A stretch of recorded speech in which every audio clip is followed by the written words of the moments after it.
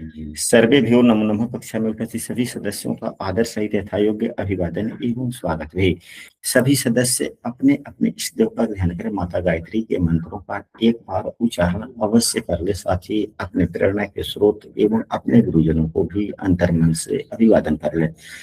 हम लोगों के द्वारा प्रतिदिन कुंडली फलादेश पर आधारित कक्षाएं दी जाती है, परंतु आज की कक्षा में हम लोग मुहूर्त शास्त्र पर आधारित कक्षा कर रहे हैं। आज की कक्षा का प्रमुख विषय वस्तु है कि अभिजीत मुहूर्त क्या है, कैसे देखें, और अभिजीत मुहूर्त का क्या महत्व होता है। विजय मुहूर्त क्या है, विजय मुहूर्त का क्या महत्व है, विजय लग्न क्या है, इसे विजय लग्न क्यों कहते हैं, एवं पुष्कर लग्न क्या है। इस पर इन सभी विषय वस्तुओं पर आज की कक्षा में परिचर्चा होगी। हम कोई भी काम शुरू करते हैं तो जितने शुभ मुहूर्त में, जितने अच्छे मुहूर्त में कार्य किए जाते हैं, उन कार्यों को सफल होने के चांसेस काफी ज्यादा बढ़ जाते हैं। सामान्यतः हम सभी जानते हैं कि अभिजीत मुहूर्त मध्याह्न काल में आता है। अभिजीत मुहूर्त मध्याह्न काल में आता है। जहां तक शास्त्रों में कहा गया है, अभिजीत या विद्वानगणों की मत माने तो अभिजीत मुहूर्त को ही विजय मुहूर्त कहते हैं। दोनों शब्द एक दूसरे के पर्यायवाची ही हैं। ये दोनों ही शब्द एक दूसरे के पर्यायवाची ही हैं। हम सभी पूर्व की कक्षाओं में हम सबों ने पढ़ा है कि प्रत्येक दिन में 15 मुहूर्त होते हैं। दिन में 15 मुहूर्त एवं रात्रि में भी 15 मुहूर्त होता है। एक अहोरात्र में यानी कि पूरे 24 घंटे में 30 मुहूर्त होता है। दिन के मुहूर्तों के नाम अलग हैं, रात्रि के मुहूर्तों के नाम अलग हैं। दिन के आठवें मुहूर्त को यानी कि 7 मुहूर्त पहले बीत जाने के बाद में जो 8वां मुहूर्त होता है, उसे ही अभिजीत मुहूर्त हम लोग कहते हैं। फिर उसके बाद में 7 मुहूर्त और व्यतीत होता है। तो जब बीच वाला समय ही अभिजीत मुहूर्त होता है, अतः हमारे बुजुर्गगण, पूर्व आचार्यगण ये कहते हैं कि मध्याह्न काल में दोपहर के समय में लगभग 12 बजे के आसपास में अभिजीत मुहूर्त आता है। अब यहाँ पर देखेंगे तो आप पाएंगे किसी भी महीने के सूर्योदय एवं सूर्यास्त को यदि आप देखते हैं तो यहाँ से स्पष्ट होगा कि ठीक 12 बजे दिन से जितने देर पहले सूर्योदय होता है, ठीक उतने ही देर बाद में सूर्यास्त भी होता है। अगर यह 5:17 है, अगर राउंड फिगर में 6 बजे से 6 बजे, और यह 12 बजे दोपहर हुआ, तो 6 बजे सूर्योदय हो रहा है तो 6 घंटे पूर्व सूर्योदय हुआ। सूर्यास्त 6 बजे हो रहा है तो शाम 12 बजे के 6 घंटे बाद में हुआ। तो यहाँ पर 5:17 पर सूर्योदय है, यानी कि 6 बजने में 43 मिनट पूर्व सूर्योदय हुआ, तो 6:43 के बाद में यानी कि 43 मिनट बाद में सूर्यास्त हुआ। यहाँ भी देखें, अगर 5:20 पर सूर्योदय हुआ यानी कि 6 बजने में 40 मिनट कम है तब सूर्योदय हुआ, तो 6 बजने के 40 मिनट के बाद में सूर्यास्त हुआ।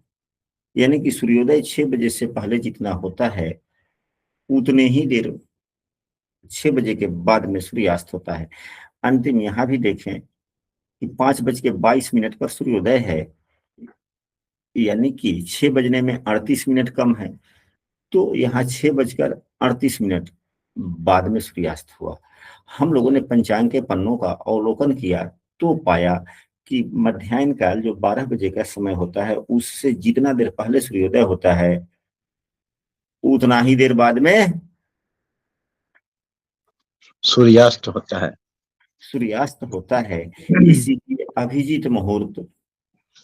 इसलिए अभिजीत मुहूर्त 12 बजे के पहले से शुरू होती है और 12 बजे के बाद में समाप्त होती है। अब अभिजीत मुहूर्त के बारे में जैसा कि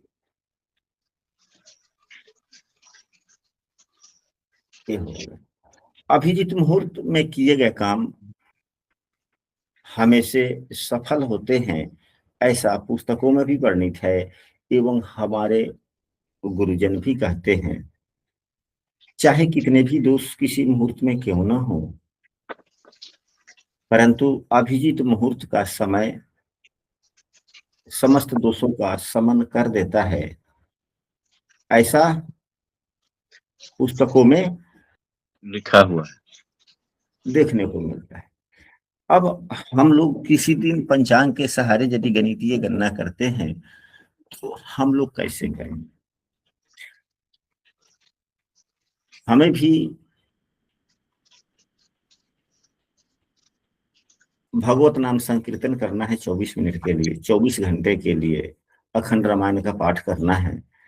तो हमने सोचा कि हम अपने लिए ही वह समय क्यों न निर्धारित करें और कक्षा के माध्यम से करें, ताकि लोगों को भी इस विषय वस्तु की जानकारी हो सके।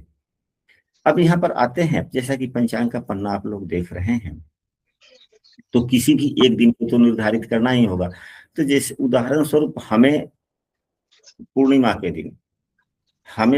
के दिन हमारी इच्छा है कि हम अभिजीत मुहूर्त भी हो, विजय लग्न भी व्यतीत हो रहा हो, यानी कि विजय मुहूर्त और अभिजीत मुहूर्त तो दोनों एक ही हो गए, तो अभिजीत मुहूर्त भी हो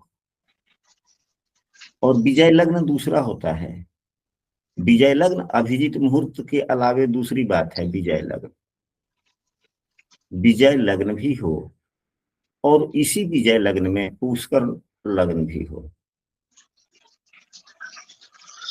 पुष्कर लग्न के बारे में, पुष्कर शब्द के बारे में आप सभी यहाँ पे जितने भी हैं, अधिकांशतः एस्ट्रोलॉजर जुड़े हुए हैं, एस्ट्रोलॉजर लोग जितने भी हैं, पुष्कर शब्द से परिचित होंगे कि पुष्कर शब्द वह है कि पुष्कर भाग में कोई अशुभ ग्रह भी चला जाता है तो उसकी अशुभता समाप्त हो जाती है या बहुत कम हो जाता है या प्रभावहीन हो जाता है। तो हम सबों को अपने ज्ञान एवं अनुभव के आधार पर चयन करना चाहिए। तो अब हम लोग इन तीनों को समायोजन करके देखने का प्रयास करेंगे कि पुष्कर अभिजीत मुहूर्त पहले कब से कब तक है। तो यहाँ पर देखा जाए, पूर्णिमा तिथि के दिन सूर्योदय जो हो रहा है 5:23 पर है और सूर्यास्त 6:37 पर है, यानी कि 37 मिनट पहले और 37 मिनट बाद तक। तो 6 बजे से 6 बजे के बीच की तो दूरी को 12 घंटा हो गया ना जी गुरु जी। 6 बजे से 6 बजे तक तो 12 घंटा हो गया। अब यह 37 और 37 जोड़ देंगे तो कितना हो जाएगा? 74 जी। तो 12 घंटा 74 मिनट हुआ। अब इस 12 घंटे को, 12 घंटा 74 मिनट को चूंकि 15 से भाग देना है, क्योंकि 15 मुहूर्त होते हैं, तो इस घंटा को भी हम लोग मिनट में बदल लेते हैं और इस मिनट को जोड़ देते हैं। तो 12 घंटे को मिनट में बदलेंगे तो कितना होगा? 12 छक 72, 720 होगा। यह 74 मिनट जोड़ देंगे तो कितना हो जाएगा? 794 हो गया जी। अब यह 794 क्या हुआ? तो सूर्योदय से लेकर सूर्यास्त के बीच के बीते हुए समय हुआ, वो भी मिनटों में, वो भी मिनटों में हो गया। अब यहां से देखा जाए, अब एक दिन में 15 मुहूर्त होते हैं। अब 794 में 7, 9, 4 भागे 15 से भाग दे देंगे तो जितना मिनट आएगा वह एक मुहूर्त का मान हो गया, एक मुहूर्त का मान हो गया। तो यहां पर हमने भाग दिया तो आया है 52, 52.933। तो जब दशमलव के बाद में 5 से अधिक हो जाता है तो उसको राउंड फिगर में उसको छोड़ देते हैं और पूर्व की संख्या में 1 बढ़ा देते हैं। तो यह तो 93 है, 0.7 ही तो कम है, तो इसको 53 बना मान लेते हैं। इसको क्या कर देते हैं? 53 53 मान लिए। तो एक मुहूर्त जो हुआ उस दिन के लिए 53 मिनट का हुआ। वैसे सामान्यतः मुहूर्त 48 मिनट के पुस्तकों में, शास्त्रों में गुरुजनों के द्वारा कहा गया है।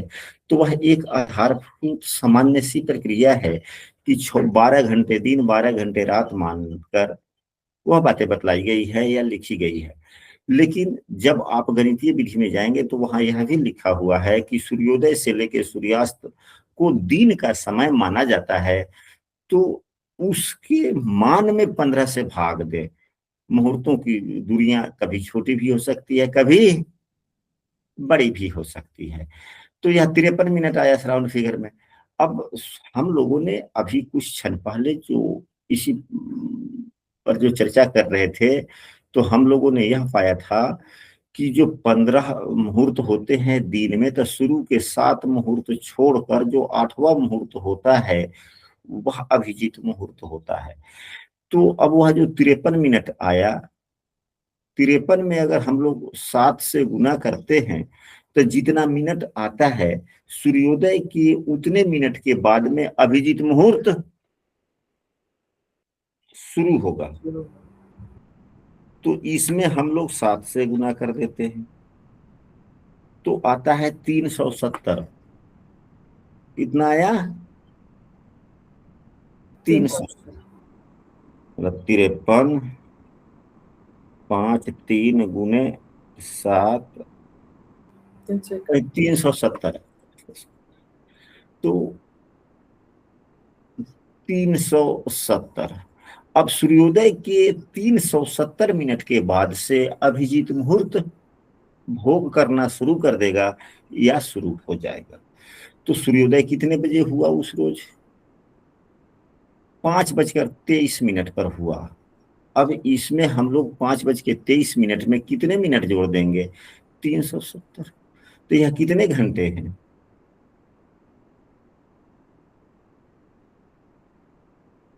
अगर 370 को घंटा मिनट में बदलेंगे तो कितना होगा? 6 घंटा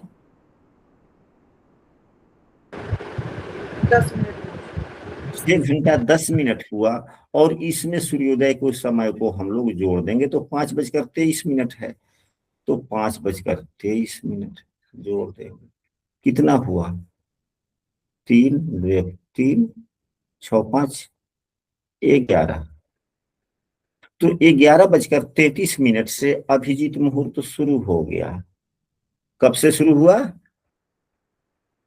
11:33 से। और कितने देर तक रहेगा? तो फिर इसमें हम लोग कितने मिनट जोड़ देंगे? 53 मिनट। 53 मिनट अभिजीत मुहूर्त है तो इसको जोड़ देंगे तो 3 और 3 6, 5 3 8, 86। और ये हो गया 11 की 11। तो यहाँ तो 86 है, 11:86 नहीं होगा। तो इस 86 में क्या है? 60 इधर कर लेंगे तो घंटा में हो गया है तो मिनट है तब। और इधर बच गया 11:24 है। यानी कि कितने बजे से कितने बजे तक हुआ?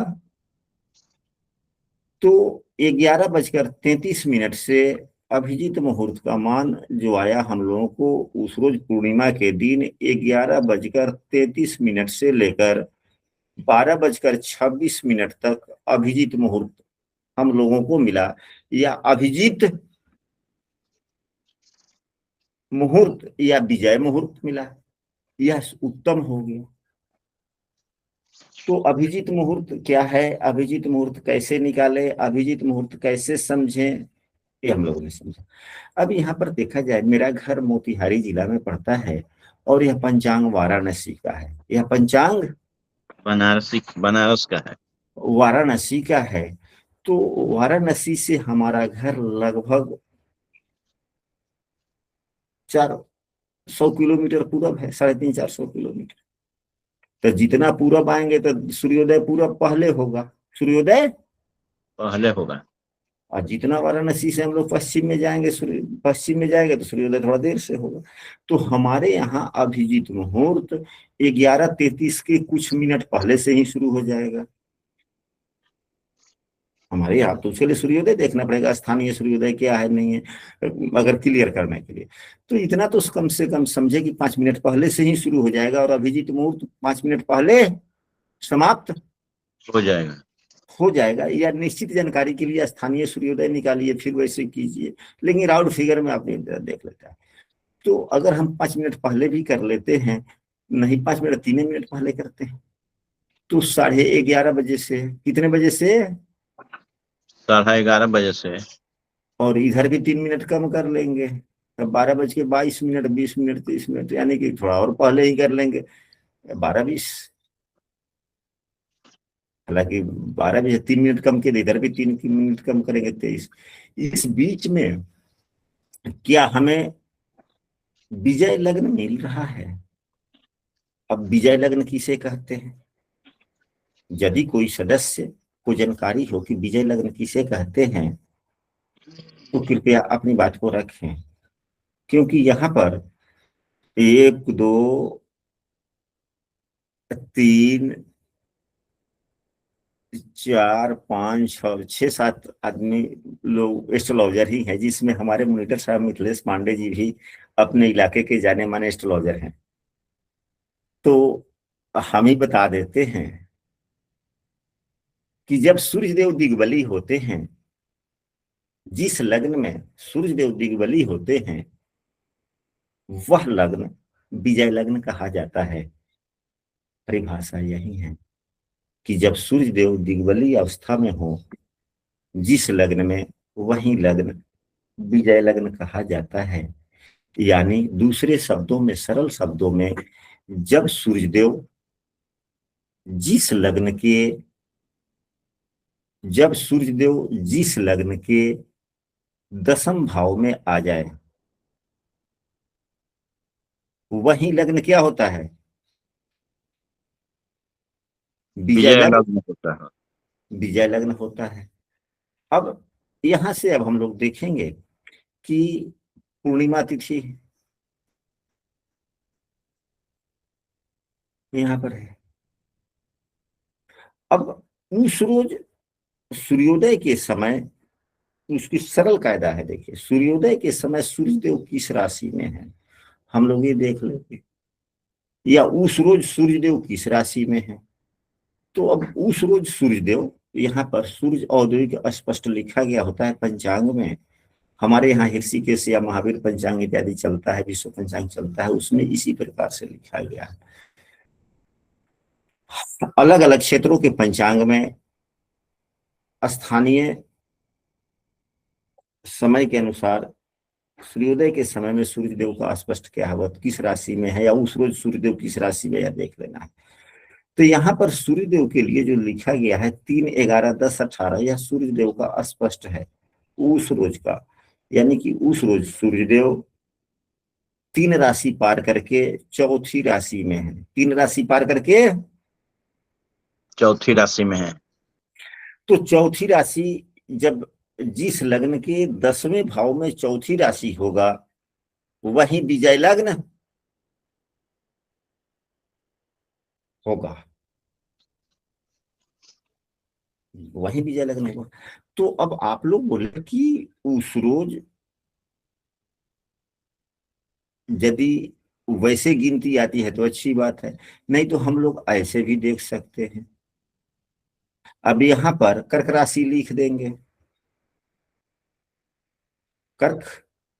तो यह गिनती की लिखावट एंटी क्लॉकवाइज चलती है। अब ऐसे सीधा नहीं आकर के ऐसे चलेगा, यहाँ पर 4 हो गया, तो यहाँ 4, यहाँ 5, यहाँ 6, यहाँ 7। तो उस रोज का विजय लग्न कौन हुआ? कर्क लगन हुआ गुरु जी। तुला लग्न, तुला लगन। तुला लग्न। तुला लग्न विजय लग्न हो गया। जी। तो क्या जिस समय हम लोगों ने यह देखा कि अभिजीत मुहूर्त जिस समय व्यतीत हो रही है, क्या उस समय में यह तुला लग्न भी व्यतीत हो रही है कि नहीं? तो अब हम लोगों ने जो अभी लिखा था, तो 11:30 बजे से लेके 12:22-23 तक ना अभिजीत मुहूर्त है। जी। तो पूर्णिमा के दिन का हम लोग लग्न सारणी देख लेंगे। तो अब पूर्णिमा के दिन यहाँ पर देखा जाए, 11:14 तक दिन में कौन सा लग्न है? तो कन्या लग्न है। कब तक? 11:14 तक। जी गुरुजी। उसके बाद में तुला लग्न शुरू हो जा रहा है। उसके बाद में तुला लग्न शुरू हो जा रहा है, जो 1:30 बजे तक है। तो उस रोज 11:15 बजे से लेके 1:30 बजे तक विजय लग्न व्यतीत करेगा। सामान्यतः ही नहीं, हम निश्चित शब्द बोलने वाले उतने सिद्ध पुरुष तो नहीं हैं कि मैं कह सकूं कि यह निश्चित ही, लेकिन हम ऐसा जरूर कहेंगे कि प्रायः ऐसा देखा जाता है। आप जिस रोज का चयन करेंगे, आप देखेंगे कि अभिजीत मुहूर्त के समय सूर्यदेव 10वें भाव में है या नहीं है। अभिजीत मुहूर्त के समय में जब लग्न बनाएंगे उस समय का, तो आप पाएंगे कि सूर्यदेव 10वें भाव में है। तो जब अभिजीत मुहूर्त आ गया, जब अभिजीत मुहूर्त है, तो विजय लग्न भी है। यहां से यह स्पष्ट हो गया। अब इसके बाद में अब हम लोगों ने और भी यहाँ पर चर्चा किया था कि क्या देखना है। तो हम लोगों ने पुष्कर लग्न, अब पुष्कर लग्न क्या है? तो क्या तुला राशि में पुष्कर लग्न होता है? क्या तुला राशि में पुष्कर लगन होता है या नहीं? तो सभी लग्नों में कुछ समय ऐसा होता है जो पुष्कर लग्न होता है। सभी लग्नों में कुछ ऐसा समय होता है जो पुष्कर लग्न होता है। होता है। यहाँ पे जो एस्ट्रोलॉजर हैं हमारी बातों को समझ पा रहे होंगे। अब यह तुला लग्न का पुष्कर लग्न कब होगा? तो इसको देखने के लिए हम सभी क्या करते हैं, तो लग्न के मान को बनाते हैं और उसे 9 से भाग देते हैं। लग्न के मान में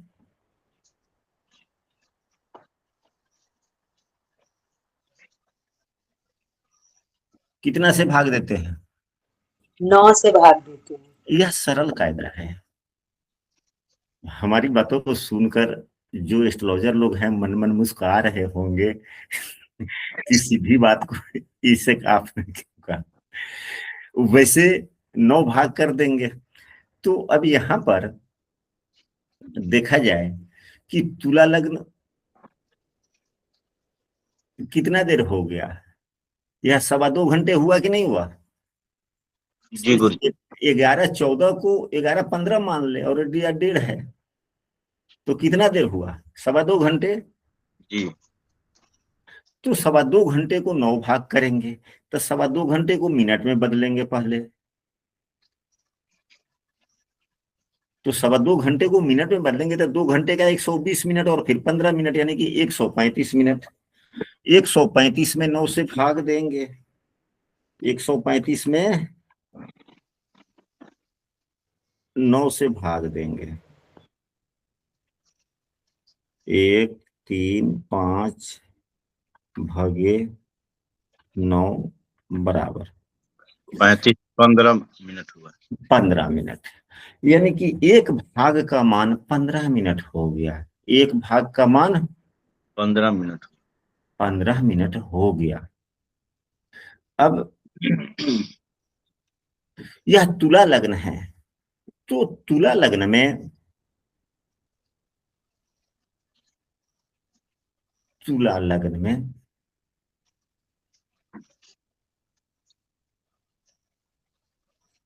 कौन सा भाग पुष्कर होता है? तुला राशि का कौन सा भाग पुष्कर होता है?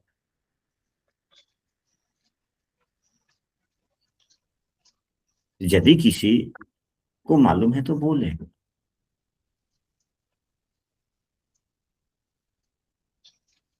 तो तुला लगन का यह सभी हम लोग पुष्कर नवमांस के माध्यम से भी समझ सकते हैं। तो तुला लगन का जो पुष्कर होता है वह 12वीं और दूसरी राशि में जाता है, 12वीं और दूसरी राशि में जाता है।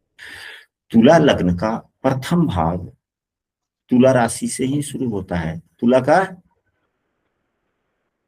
प्रथम भाग तो तुला से, यानी कि 9 भाग हम लोगों ने किया। तो जैसे कि 1 2 3 4 5 6 7 8 9। अच्छा, तो यहाँ पर ढेर सारे एस्ट्रोलॉजर हैं। हम कोई भी एस्ट्रोलॉजर माइक खोल कर बोले कि तुला का नवमांश किस राशि से शुरू होता है? 9वां अंश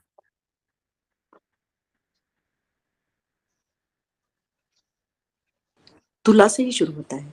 तुला से ही शुरू होता है। तो अब पहला भाग जो हुआ वह तुला से शुरू हुआ, दूसरा 8 हो गया, तीसरा 9, चौथा 10, पांचवा 11, छठा 12, सातवां 1, आठवां 2 और 3। तो यह जो छठा भाग जो होगा, यह छठा भाग जो होगा यह पुष्कर नवमांश में चला गया। और यही यानी कि तुला राशि का छठा एवं 8वां भाग, वो जो हम लोगों ने 9 भाग किया, हम लोगों ने जो 9 भाग किया, उस 9 भाग का 5 भाग बीत जाने के बाद में, 5 भाग बीत जाने के बाद में जो छठा भाग आएगा वह क्या हुआ? वह पुष्कर लग्न हो गया। पुष्कर लग्न बड़े ही अति उत्तम होते हैं, बहुत ही अति उत्तम होते हैं। होते हैं। या अब यहां पर देखा जाए, या 8वां भाग हो तो ये भी पुष्कर लग्न हुआ, बहुत उत्तम हो गया। अब पुष्कर लग्न कैसे देखे, इसके लिए विस्तृत बात तो होगी, तो काफी कक्षाएं चलती रहेगी, बढ़ जाएगी। तो अब यहाँ जो एक भाग 15 मिनट का हुआ, तो अगर हम लोग 15 मिनट में ले जो यह 5 भाग कम कर देंगे तो 15 पचे 75 हुआ। यानी कि लग्न शुरू होने के 75 मिनट बाद में पुष्कर लग्न शुरू होगा। अब यहाँ पर देखा जाए, 75 मिनट का मतलब होता है 1 घंटा 15 मिनट। अगर यह 11-14 से शुरू हुआ है तो इसमें 11-14 जोड़ देंगे तो यह 5 4 9 1 1 2 और 11 1 12, 12:29, 12 बजकर पुष्कर लग्न शुरू होगा। पुष्कर लग्न शुरू होगा।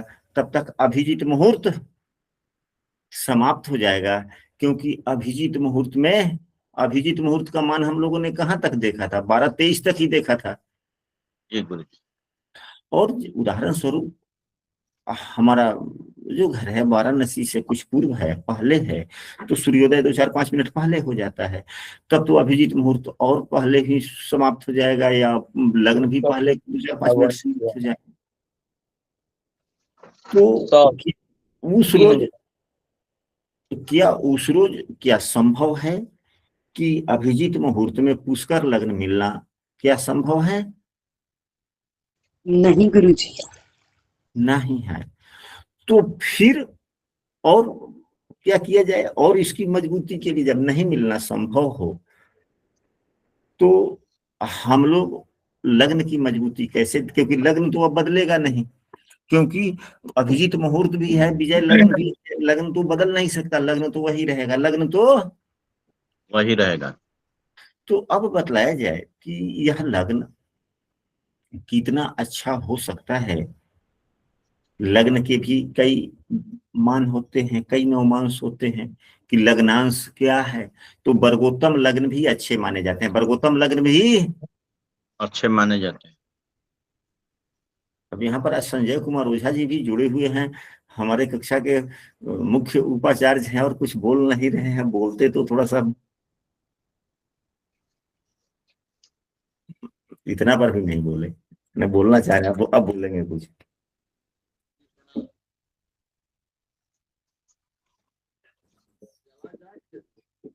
माइक खुल गया लेकिन बोल नहीं रहे हैं। मेरी आवाज नहीं जा रही है? अब हल्का हल्का एकदम छोटे से बच्चे के जैसा आवाज आ रहा है। पहले खराब हो गया तो हेडफोन लगा।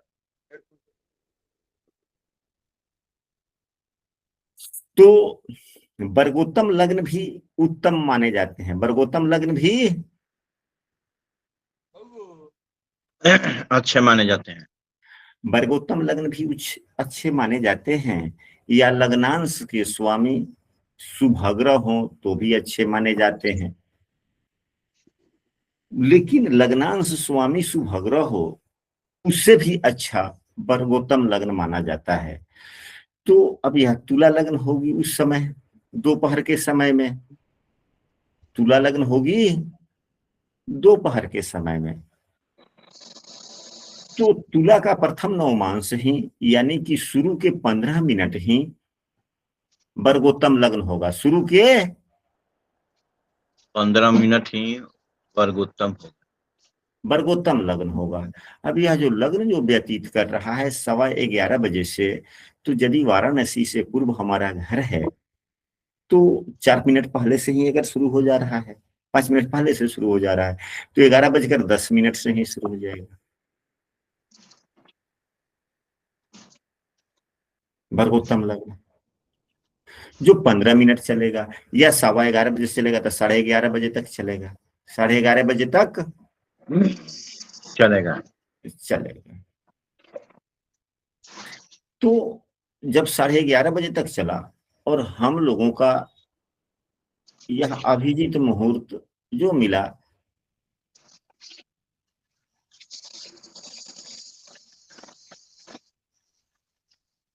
11:30 बजे से ही है, यानी कि वर्गोत्तम लग्न से पहले अभिजीत मुहूर्त शुरू नहीं हो रहा है। यानी कि वर्गोत्तम लग्न और अभिजीत मुहूर्त का मेल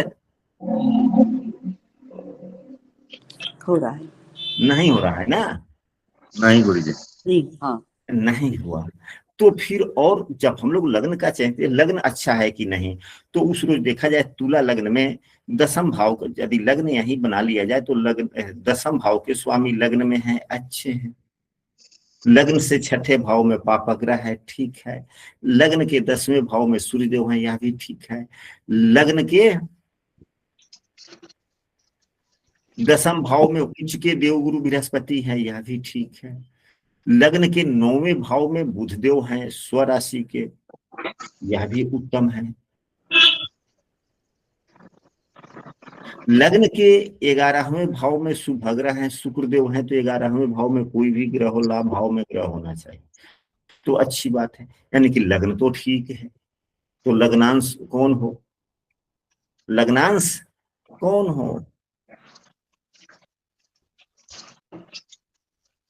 कि अधिक उत्तम होने की संभावनाएं बनी। तो क्या लग्न के दूसरे अंश में शुरू किया जाए?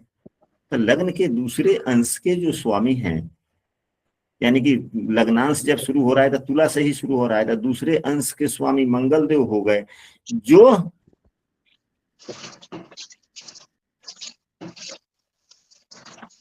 लग्न के 8वें भाव में है। तो क्या यह उत्तम समय होगा?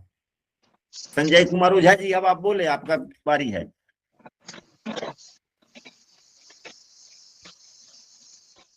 नहीं बोल रहे, यहाँ पर प्रतिक्रिया आवश्यक है।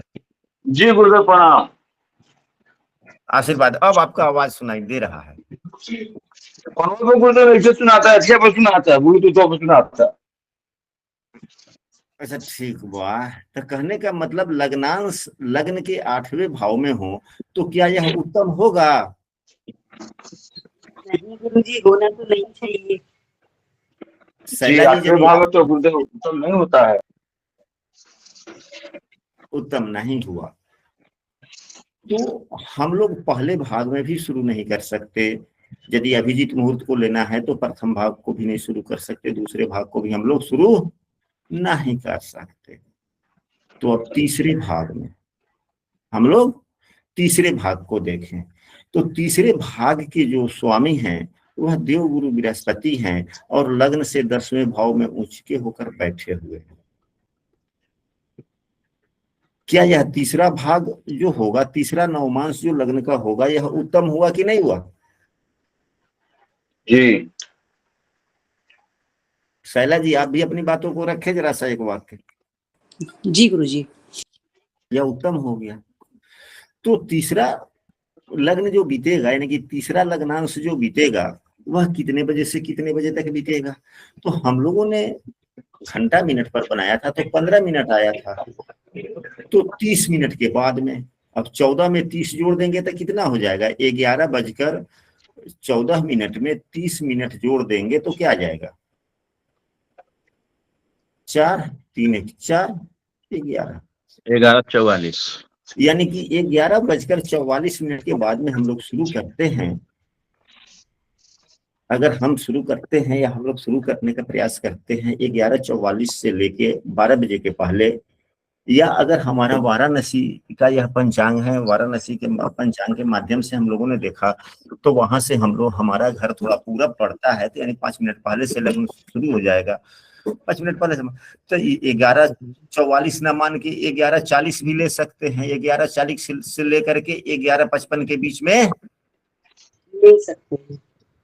अगर हम शुरू करते हैं तो उत्तम होता है। तो इस प्रकार से हम लोग ज्योतिषीय मान्यताओं को भी आधारभूत मानते हुए, शास्त्रों की बातों को भी मानते हुए सब कुछ कर सकते हैं।